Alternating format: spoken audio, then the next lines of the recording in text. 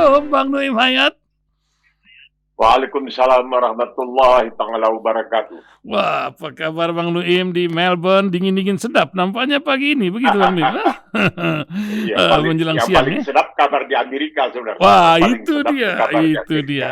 Ya, kita akan lihat memang ini di antara bincang kita adalah kabar di Amerika. Sedemikian cepat diputuskan walaupun kita sudah menduga apa yang akan terjadi. Urusan kuping kanan ini nampaknya menjadi pelatuknya. Belum lagi urusan Yaman yang baru saja bom oleh Israel. Itu juga menjadi alkisah lainnya. Kalau di sini nampaknya di tengah perkembangan perang dunia Amerika sedang menjadi sorotan luar biasa. Apa yang Bang Nuim lihat dari apa akibatnya? Apalagi buat pertempuran yang sedang terjadi di Ukraina dan Israel yang memang didukung oleh Amerika. Bagaimana Bang Nuim lihat perkembangan di Amerika sekarang ini, Bang Nuim? Silakan Bang Nuim. Mungkin saja ada yang mengatakan ini Biden ini kualat. Ini tidak ada. Betul. Padannya aja dalam bahasa Inggris. Kualat sama siapa? Kualat sama Palestina. Karena begitu terjadi serangan tanggal 7 Oktober, dia tidak sampai 2 minggu kemudian sudah ke Israel, peluk Netanyahu. Pokoknya kasih semangat lah. Dan terus mengatakan bahwa dukungan Amerika terhadap Israel itu betul-betul sudah diikat, katanya macam diikat dengan besi begitu, bisa dilas dengan besi, tidak bisa diubah dan lain sebagainya. Nah, ini masalahnya begini. Sekiranya memang Kamala Harris menang menjadi presiden. Pertama, Kamala Harris suaminya seorang Yahudi. Ya. Suaminya itu Emhoff, itu keturunan Polandia. Dan kemungkinan bahkan dikatakan bakal calon wakil presidennya itu yaitu George, seorang gubernur yang juga seorang Yahudi di Pennsylvania. Jadi menarik sekali nih kalau kalau kedua-duanya ini nanti betul-betul menang melawan Trump, dan kelihatannya memang ada kemungkinan karena untuk sementara ini, tapi ini bukan menurut perhitungan di Indonesia ya. Indonesia lain lagi ya. Di Amerika ini ada hitungan yang mengatakan bahwa sebenarnya kalau Biden lawan Trump, mungkin Biden di atas 50%, Trump di bawah sedikit. Kalau Trump lawan Harris, itu mungkin Harris 48%, Trump 44%. Jadi kemungkinannya itu adalah bahwa kemungkinan sekali Kamala Harris akan menang. Kalaupun menang, karena nampaknya kecuali dari Barack Obama, kebanyakan pentolan petinggi-petinggi Partai Demokrat itu sudah mendukung Kamala Harris. Tapi Obama nampaknya masih tahan diri. Masih jual mahal. Belum mau secara langsung mengatakan hal yang demikian. Ini kalau memang terjadi. Ya. Yang pertama ini berarti kan pengunduran diri dan Pak wanita lagi yang gantinya gitu. Betul. Tapi kan sudah ada sebelumnya Hillary Clinton. Wanita juga dikalahkan. Nah, kemungkinan lain adalah Kamala Harris akan berpasangan dengan seorang gubernur yang juga seorang perempuan. Nah, kalau ini terjadi, pernah memang ada suatu fiksi ya, suatu buku khayalan, suatu cerita khayalan yang menceritakan tentang Amerika dipimpin oleh seorang presiden wanita dan wakil presidennya juga seorang perempuan. Jadi ini menarik sekali kalau ini memang menjadi kenyataan.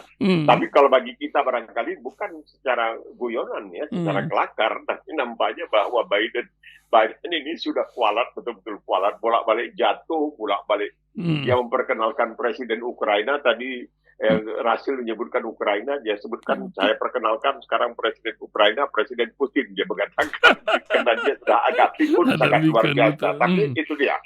Kalau sudah sampai kepada Israel, dia kehilang, pikunnya itu hilang.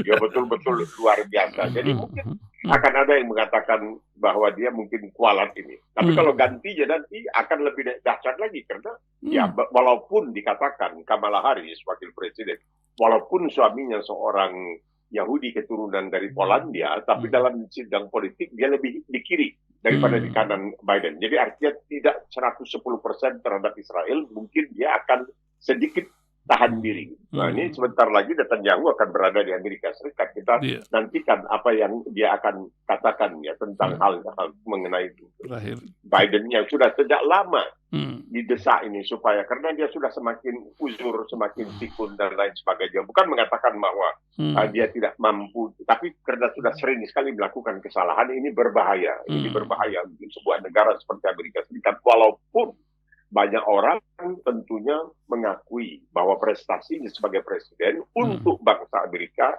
cukup luar biasa di bidang ekonomi, di bidang sosial dan lain sebagainya. Jadi ini tidak bisa dibantah, ini adalah kenyataan dan di Amerika itu.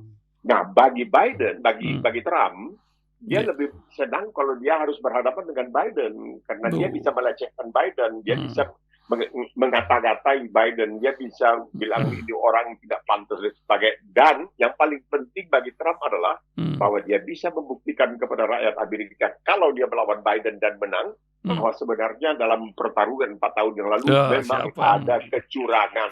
Ada kecurangan. Nah, sekarang tapi ini kita lihat ya apa yang akan terjadi. Ini menarik sekali, suatu pemandangan yang menarik. Tapi biar bagaimanapun Biden akan terus berkuasa paling tidak sampai minggu ketiga bulan Januari tahun depan ketika presiden yang terpilih itu akan dilantik. Kita lihat apa yang akan terjadi.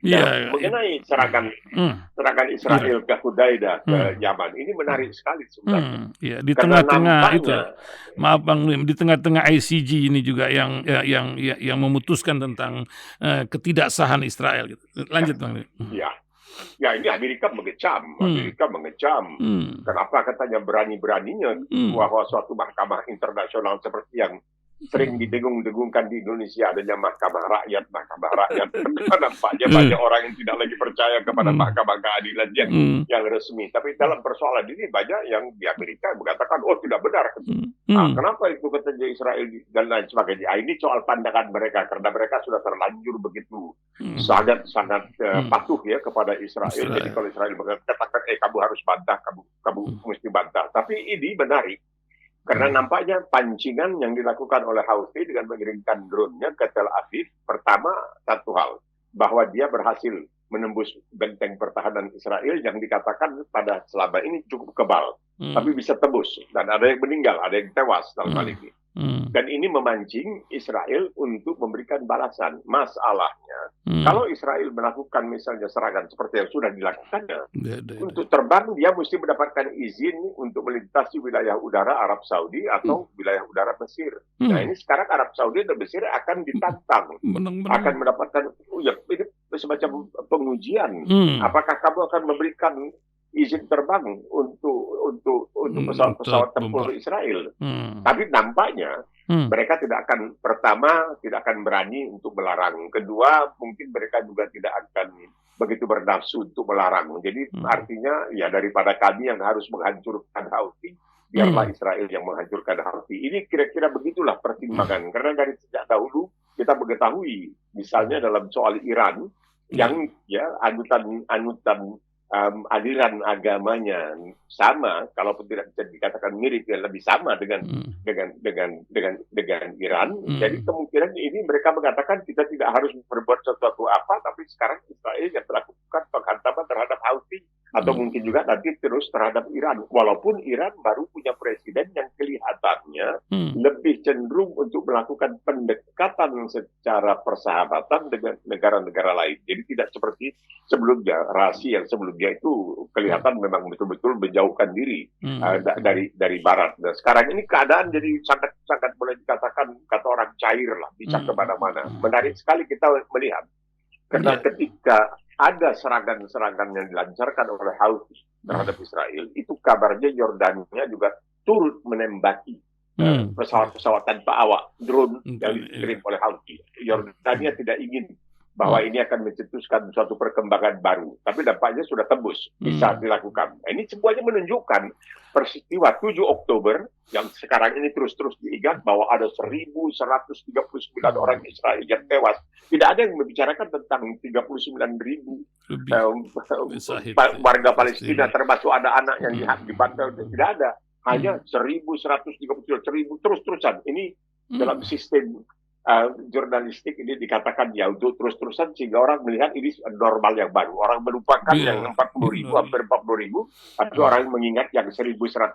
Nah ini kelicikan permainan jurnalistik. Ya kita lihat bagaimana perkembangan selanjutnya. Tapi ini menarik karena bisa menimbulkan suatu keadaan baru di mana negara-negara Arab yang selama ini seakan-akan begitu berpihak kepada Israel secara tidak langsung akan diuji.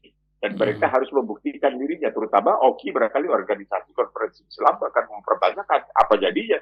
Kenapa kalian membiarkan kezaliman itu tidak bisa? Bahkan kata Al-Quran, kalau satu orang saja yang tewas tanpa pembenaran, itu seluruh umat manusia seakan-akan tewas. Nah, ini Muslim yang tewas. Bagaimana reaksi kalian? Jadi menarik sekali, dan ini merupakan tantangan yang sangat luar biasa, dan kita alhamdulillah masih hidup untuk menyaksikan semua ini. Innalillah. Dan warga Israel sendiri dalam survei itu 54% warga Israel itu mendukung Hamas dalam sebuah berita yang dilansir. Ini berarti kan sebuah komunitas kecil pula di Israel. Bagaimana Bang Dwi melihatnya kesulitan mereka gitu? Masalahnya Menteri Pertahanan Israel saja mengatakan bahwa Netanyahu harus diperiksa. Harus diperiksa dalam kasus yang menyangkut peristiwa 7 Oktober. Bukan itu saja, dia juga masih punya masalah hukum di pengadilan Israel. Kita mengetahui bahwa pengadilan Israel itu walaupun dia berada di Israel, tapi dia tetap menegakkan apa yang disebutkan sebagai asas keadilan. Mereka seperti yang terjadi di Amerika Serikat. Tidak ada yang mengatakan, ya itu Hunter Biden karena presiden. Nggak ada. Hunter Biden adalah seorang warga negara Amerika yang tidak berada di atas atau di bawah hukum. Bapaknya presiden itu benar, tapi tidak menjadi persoalan, dan dia dituduh melakukan pelanggaran pidana, maka mahkamah pengadilan, pihak pengadilan mengatakan dia bersalah. Dan insya Allah nanti Oktober dia akan dihukum. Tidak ada sistem, ya dia kan anak presiden. Kalau dia mau jadi wali kota, masa kita halang?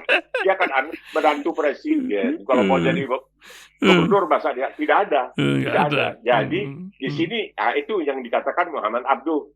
Ketika dia pulang dari Eropa, dia mengatakan, saya di Eropa, saya melihat Islam di mana-mana, tapi tidak ada Muslim. Kembali saya ke Mesir, lihat Muslim di mana-mana, tapi Islamnya nggak ada. Karena apa? Ya, karena di dalam Islam itu dikatakan bahwa idza hakamtum bainan nas at-tahkumu bil adil. Ketika kamu menghukum di antara manusia, bukan bicara umat Islam. Wa idza hakamtum bainan nas at-tahkumu bil adil. Ketika menghukum di antara manusia, hukumlah secara adil. Ini dia. Kita yang berkeadilan, memang berkeadilan. Ya, kalau dalam teori hebat, dalam teori hebat. Jadi seperti yang dikatakan, kalau kita melihat misalnya ideologi bangsa Indonesia yang begitu hebat, ini yang dikatakan oleh seorang mantan biarawati Karen Armstrong, bahwa sesungguhnya Al-Quranul Karim mengamanatkan kepada umat Islam untuk membentuk sebuah masyarakat yang adil dan beradab. Itu dia, tapi tidak bisa bilang dia kan ada presiden. Enggak ada. Jadi ada nabi, cucu nabi, itu tidak menjadi persoalan. Manusia itu inna akramakum indallahi atqakum. Yang paling mulia di antara kamu yang paling besar takwanya, bukan bapaknya atau pakcinya atau pamannya atau iparnya. Enggak. Itu dia. Jadi itu barangkali yang membuat banyak orang seperti dikatakan oleh, kalau tidak salah saya Sadakat Kadri, kenapa begitu banyak penguasa tidak suka pada khilafah? Karena khilafah memberati penguasa, meringankan yang dikuasai, yaitu rakyat. Itu dia. Karena inna akramakum indallahi atqakum wa idza hakamtum bainan nas an tahkumu bil adil. Tidak menjadi persoalan. Kalau putriku yang aku cintai mencuri, aku potong tangannya, aku kerat tangan. Nah, makanya tidak bau. Ngapain? Nanti kalau anak aku korupsi, masa aku mesti hukum? Ya enggak lah, hakimnya dihukum, masa anaknya dihukum. Geopolitik di Eropa, Bang Nuim, nampaknya juga dikomentari oleh Wakil Presiden Trump ketika Inggris menjadi negara Muslim pertama. Tapi kan Bang Nuim melihat ya, apalagi sekarang nih ada Olimpiade Paris ya 2024. Luar biasa protes terhadap Palestina sedang terjadi di sana, dan banyak orang converse berganti agama ke Islam. Apa yang Bang Nuim lihat perkembangan dari Gaza ini mempunyai sebuah fenomena keimanan yang luar biasa yang menjadi contoh atau model bagi banyak negara melihat tentang perkembangan ini. Bagaimana Bang Nuim melihatnya? Silakan Bang Nuim.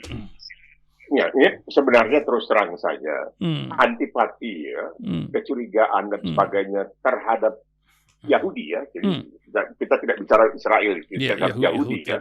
Yaitu Bani Israel lah, disebut Bani Yahudi. Itu memang itu sudah ada dari sejak dahulu.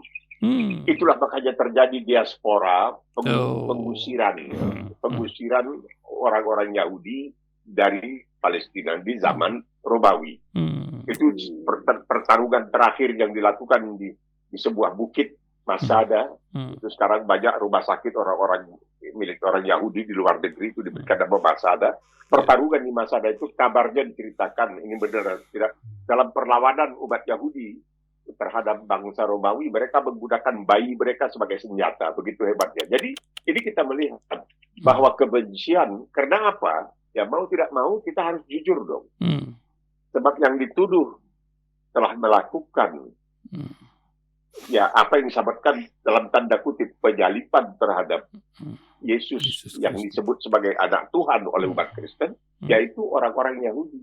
Orang-orang Yahudi sebenarnya Pilatus tidak begitu tertarik dengan tapi karena orang Yahudi menuntut keras, maka dikatakan the King of the Jews, ini Yesus ini adalah raja orang Yahudi dan mereka dihukum. Jadi orang Yahudi sangat berpercaya. Tidak percaya, jangan percaya. Saya hanya mengutip apa yang dikatakan dalam Perjanjian Baru Matius. Jadi di sini memang ada, kalau ada sekiranya kesempatan, ada alasan kecil untuk memusuhi mereka, ya itu akan dimusuhi. Tapi pada waktu yang sama, mereka juga merasa sangat bersalah karena telah melakukan penggejatan, kezaliman yang begitu luar biasa terhadap umat Yahudi ketika mereka sedang berantau, sedang diaspora, sedang bertebaran di mana-mana. Nah, ketika umat Yahudi diperlakukan dengan sangat tidak wajar, dengan sangat tidak manusiawi, dengan sangat yang zalim dan kejam, itu yang memberikan penampungan siapa? Ya, penguasa Muslim. Seperti yang dikatakan ketika itu Utsmania yang berkuasa 7 abad di Eropa. Dia mengatakan, rabainya, pendeta-pendeta Yahudi mengatakan kepada umat Yahudi di Eropa, kalian datang ke Turki. Di sini kalian bebas, tidak perlu tukar agama, tidak perlu ini, kalian boleh berusaha, boleh apa, karena dalam Islam ada larangan la ikraha fid din, jangan kamu memaksa orang untuk memeluk agama Islam. Nah, ini jadi sebenarnya yang sedihnya kita melihat kenapa budi baik yang ditunjukkan Islam pada waktu itu kepada orang Yahudi waktu itu dibalas sekarang ini oleh Israel dengan kekejaman yang sangat luar biasa terhadap orang-orang Muslim di Gaza. Ini yang menarik perhatian. Jadi kalau sekiranya sekarang ini banyak yang berpindah agama, itu sebenarnya sesuatu yang bagi kita tidak menjadi keheranan. Karena ya Allah SWT mengatakan, innaka la tahdi man ahbabta walakinnallahu yahdi man yasha. Kamu itu tidak bisa memberikan hidayah kepada orang yang kamu kasih. Yang memberikan hidayah itu adalah Allah SWT, karena Allah SWT itu yang mengetahui siapa yang pantas untuk mendapatkan hidayah itu. Jadi kita tidak perlu terlalu heran. Ini semua merupakan apa yang disebutkan sebagai agenda dari dalam agama Islam, agenda Allah Subhanahu wa taala. Ya, luar biasa. Nah, entah nih sekarang kita cari lagi agenda dalam negeri nih. Ini Bang Nuim lagi rame-rame nih di sini. Ada dewan, kalau di Tempo bilang dewan pertimbangan apalah-apalah. Ya, One Team Press akan diganti menjadi sebuah dewan. Akankah rangkulan dari calon presiden terpilih Prabowo ini akan menyebabkan sebuah fenomena baru? Apa yang Bang Nuim lihat setelah era Jokowi yang sebentar lagi akan berakhirkah? Atau apa yang pandangan dari sana? Dan juga profesi wartawan sebagai pemberita sekarang ini Bang Nuim, apakah bisa masih dibilang sebagai penerus kisah-kisah Rasul atau sudah terdistrupsi dengan kepentingan politik, Bang Nuim? Silakan, Bang Nuim. Ya, kita melihat politik itu dikatakan sebagai seni yang memungkinkan segalanya. Politics is the art of the possible, segala yang mungkin. Jadi kita lihatlah, misalnya ada pertimbangan agung. Kemudian menurut Dewan Pertimbangan, dulu sudah ada. Saya ingat itu beberapa di antaranya itu termasuk orang seperti Sudomo untuk menjadi anggota Dewan Pertimbangan. Saya itu sering ngomong dengan beliau, tapi jangan tanya mengenai persoalan Edi Tansil. Dia suka mengatakan saya, kalau sampean tanya itu saya nggak mau ngomong lagi sama sampean. Ya, udah, Edi Tansil ini orangnya yang pernah dihukum karena melakukan penipuan terhadap Bank Pembangunan Nasional, Bank Pembangunan Daerah. Itu adik dari Hendra Raharja. Itu kisahnya lain lagi, nanti kita bicarakan kapan-kapan. Nah, sekiranya kita melihat sekarang ini, kalau kamu tidak hati-hati, kamu punya masalah yang selama ini kita tidak ungkit-ungkit, kita tidak angkat-angkat. Kalau kamu tidak hati-hati, kamu tidak patuh sama saya, ya kamu bisa berurusan dengan KPK atau dengan apa, kita lihatlah Firly Bahuri dan lain sebagainya. Nah, mau tidak mau, presiden terpilih yang bernama Prabowo Subianto, itu dia masih menyisakan masalah tentang hak asasi manusia. Kita lihat kan masih banyak kan, banyak orang tua yang tidak tahu nasib anaknya hilang dalam operasi Timawar ketika terjadi Timur. Nah, apakah ada kemungkinan bahwa nanti tiba-tiba setelah ada Dewan Pertimbangan Agung bagaimana muncul bukti-bukti yang menunjukkan bahwa presiden kita pernah melakukan kesalahan. Dan menarik ini jadinya. Kalau ini permainan politik, makanya itulah politik is the art of the possible. Politics bahwa politik itu adalah seni yang memungkinkan segalanya terjadi. Jadi kita tidak usah heran kalau ada usaha-usaha seperti yang terjadi sekarang ini, karena kita sudah melihat bagaimana Sekretaris Jenderal PDIP sekarang ini dicecar-cecar, dipanggil-panggil ke KPK. Kenapa tidak selama yang dahulu? Dari dulu kita tahu bahwa ketika terjadi kan pengejaran terhadap Harun Masiku di tempat pelatihan polisi, itu 2 orang anggota KPK yang mau melaksanakan ibadah salat maghrib itu dilarang masuk, dan padahal mereka sudah mengejar, mereka tahu bahwa Harun Masiku ada di situ, mereka tahu bahwa Hasto Kristianto di situ ada sebagainya, tapi dihalangi karena ini disimpan, ini bisa nanti kapan-kapan dijadikan semacam senjata.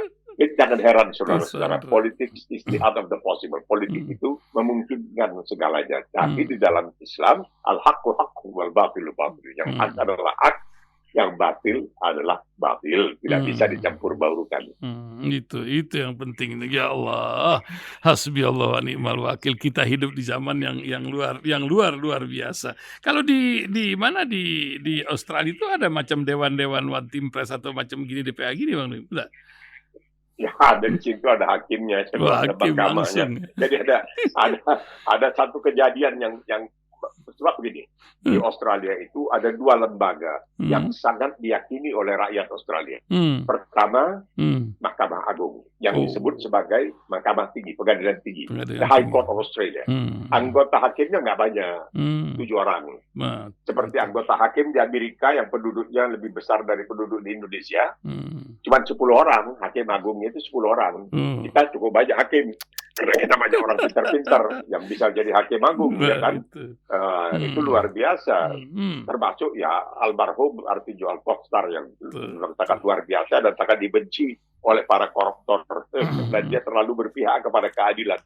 Jadi kita melihat di Australia itu tidak ada hal yang seperti itu. Ada di situ komisi anti korupsi, tapi waktu itu bukan nasional, komisi anti korupsi negara bagian. Itu menteri besar, seorang perempuan yang dianggap sangat berjasa dalam mengelola keadaan ketika COVID menyerang negara bagian New South Wales, itu diadili di depan umum. Malunya luar biasa, sampai akhirnya terpaksa dia mengundurkan diri. Tidak ada, itu saya melihatnya, saya galak kepala, kok bisa begitu pinter jaksanya itu, tidak masuk di akal cara dia menampil. Itu disiarkan di televisi secara keseluruhan. Nggak ada masalah, karena di sana persoalannya yaitu yang benar ya benar, yang salah ya salah. Karena pada akhirnya nanti kalaupun sampai ke pengadilan, yang akan menentukan salah tidaknya itu adalah 12 orang anggota juri yang terdiri dari rakyat biasa yang dibayar oleh hukum, oleh pemerintah, kamu untuk menjadi anggota juri, selama kamu tidak bekerja dan itu majikan tidak bisa melarang dan lain sebagainya, kamu yang menentukan, karena itu mencerminkan rasa keadilan masyarakat, bukan rasa keadilan orang-orang yang punya kepentingan, tidak. Ya itulah sistem yang berlaku di sana. Jadi tidak ada persoalan-persoalan seperti itu. Seperti kalau kita lihat dalam parlemen di Australia, itu kalau sampai ada seorang anggota parlemen yang mengembalikan uang jalannya, itu sudah dicurigai. Kenapa pada awalnya kau menuntut uang jalan begitu banyak, sekarang begitu sistemnya. Jadi mereka kalau sudah sampai kepada uang negara itu hati-hati. Pernah ada seorang petinggi, polisi petinggi itu naik pesawat dari kelas ekonomi di upgrade ke kelas eksekutif. Nggak bisa. kamu bayar kepada perusahaan penerbangan itu, kembalikan itu. Kamu sudah terbang, bayar kelas eksekutif. Sebab nanti kalau tidak kamu berhutang budi kepada perusahaan itu. Sekiranya perusahaan itu terlibat dalam suatu kasus hukum dan kamu yang ditugaskan untuk melakukan penelitian atau pendidikan atau penyelidikan, bagaimana? Ya begitu. Ini satu cerita kecil saja. Ketika Gough Whitlam menjadi Perdana Menteri setelah Partai Buruh beroposisi selama 21 tahun. Dalam tahun 72 bulan Desember dia terpilih. Dan ketika itu jadi Perdana Menteri, dia akan terbang dari Adelaide ke Sydney. Penerbangan kira-kira 1,5 jam. Pakai pesawat Perdana Menteri. Nah, ada saudara perempuannya di Adelaide mau ke Sydney. Dia bilang, udah ikut aku aja. Naik pesawat. Pesawatnya kosong sih. Oh, nggak bisa. Kata auditor, nggak bisa. Bayar kepada negara. Itu ongkos penerbangan dari Adelaide ke Sydney. Ini Perdana Menteri ya. Jadi Perdana Menteri itu sebanding dengan presiden di sini, penguasa tertinggi dalam bidang pemerintahan eksekutif. Bayar nggak bisa. Dak aja naik pesawat rakyat. Emangnya karena kamu saudara perempuan Perdana Menteri? Nah begitu. Itu gambaran. Luar biasa ya.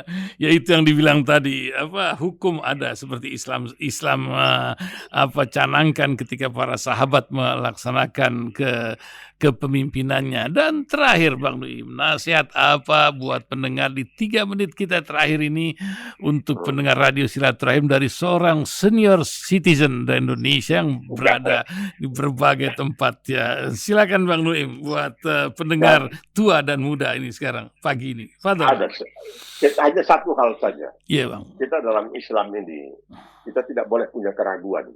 Memang yang disebutkan iman itu ada mengandung keraguan-keraguan. Tapi saya pikir kalau Islam ini susah kita bawa ragu.